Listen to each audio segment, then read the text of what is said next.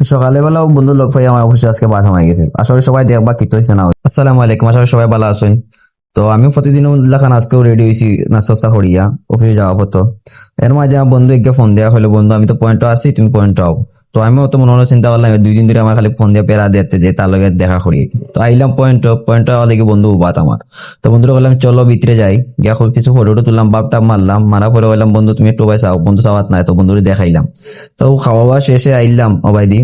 তো কিতা খাইছি গো আপনারা জানতে চাইবা না। তো সেঞ্জিলাই বাড়াইতে অন সেঞ্জি আনলাম। তো বাঁকার সময় সেঞ্জি ফাইলাম, তো 3 জনের মাঝখানেও বইলাম, অন্তে খুব যাতায়াতি পাই।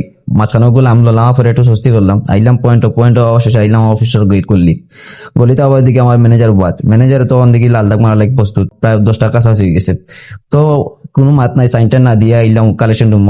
এদিকে সব খাম 12টা বাজে রাখি দিছে। তো 12টা বাজে দেখে তো আমার মাথা নষ্ট, লাই গেলাম খামো। তো যেই কথা সেই কথা লাই গেলাম আঠানিত। ওই গাড়িয়া পরে ফালাইয়া ইটা মারি ফালাইয়া এখন রাখলাম ঠিক করিয়া উপরে তুলিয়া।